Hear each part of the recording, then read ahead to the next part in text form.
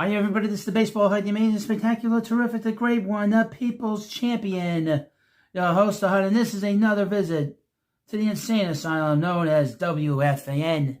They're coming to take me away, ha-ha, they're coming to take me away, ho-ho, hee-hee, ha-ha, to the funny fun.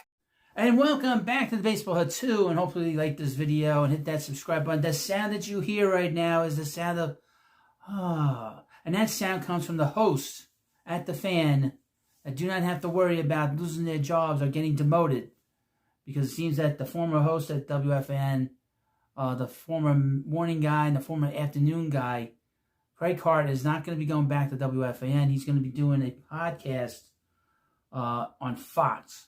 So it doesn't seem like the people, and there were a couple of people that had targets on their backs that could have been in big trouble. Guys like Sal, the Spaz Licata, Gregory Giannotti. Those guys were in a lot of trouble because if Carton said, I want to come back to the fan, they would have been in a lot of trouble. They would have gotten demoted, would have lost their jobs, or they would have had another co-host sharing the seats with them, because he was a guy that brought in revenue, never had a show that did not bring in money for the station. So they were in big trouble if he decided, you know what, I'll go into the mid-morning show with my buddies Tierney and Tierney. Yeah, And I know that Sal Licata had not been too happy that I goofed on him, and was not too enamored with the idea of Carton coming back. But I'm going to read you this article from Awful Announcing, which is a mainstream,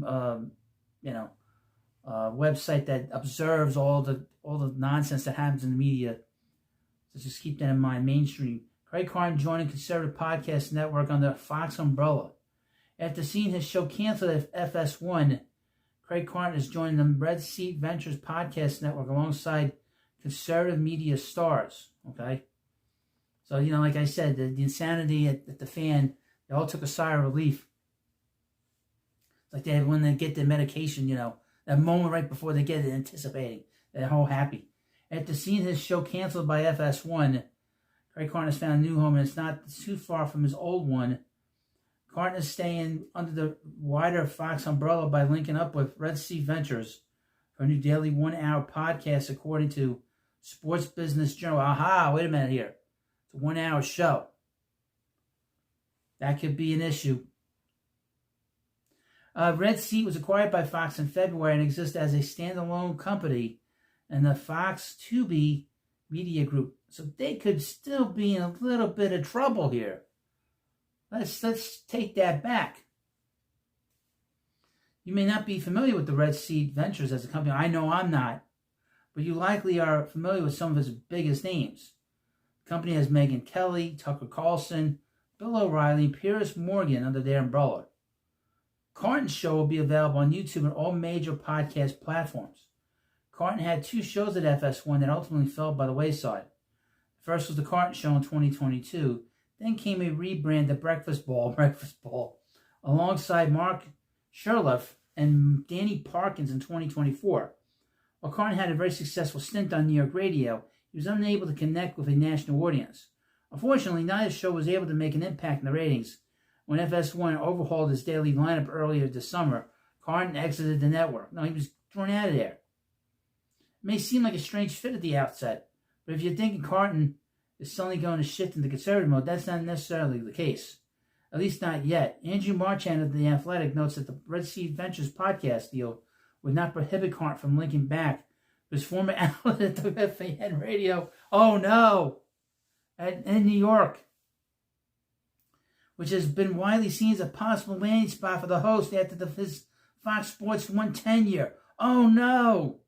In fact, Carton's possible return to WFAN has been openly talked about by its current hosts, who have made it clear that they aren't ready to give up their spot so easily. That's Spaz Licata. Uh-oh. Now, I did not read this article before I started reading it to you. Holy shit, we changed that back. They need some extra medication for them at WFAN now. You know that somewhere Spaz Licata is reading this or watching this video and are holding on to a Krusty the Clown doll saying, Carton is coming,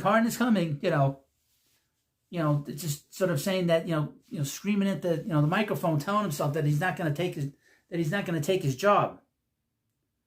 But again, Carton made a lot of money for WFAN, as I was saying at the beginning of this rather short video, is that Carton made a lot of money for WFAN back in the day. Okay? On both shows. He connects with the old media and the people that listen to the radio show, radio programs and stuff on the fan. And they like him there. And he makes them money. And that's the most important thing. He will make them more money than either Spaz Licata or Greg Giannotti can.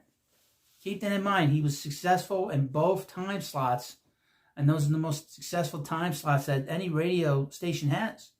The morning shows and the afternoon drive. You know, those are the shows that bring in the revenue. And if Carton says, all right, I want to go in the morning, they'll have to talk to Greg. They'll have to talk to Gregory and kick him off. And put him on with Tierney. And then they'll have to figure out what to do with Sal. You know. I mean, they could do that. Or I could very well see him going back in the afternoon. They had a simulcasted show in the afternoon on SNY long before Tiki showed up. And Tiki always has things going on. Tiki could just leave. Because Evan's not going. I can tell you certain people aren't going anywhere. There's two people at the radio station they will never force out. Boomer Esiason and Evan Roberts. The rest of them are all Banta fodder. He's a Star Wars reference. Banta fodder. You know what that is? Basically, everybody's job is not secure except for theirs. Because Boomer's a bully and they're all scared of him. And they all love Evan. And they use Evan to counteract what I do on YouTube every day. So they're not going to get rid of Evan, that's for sure. Although I would say this, Evan would probably make a hell of a lot more money on his own doing his Mets stuff than he would be doing anything on WFAN. That's my opinion. I think they all do better on their own, to be honest with you. But they don't. Because they can't help themselves. They have to work. They have to work for WFAN. You have to work for them. That shows I got credibility. Well, it's tough to have credibility when you're in the insane asylum known as WFAN. Subscribe to the baseball too. They're coming to take me away, ha ha. They're coming to take me away, ho ho, hee hee, ha ha. To the funny fun.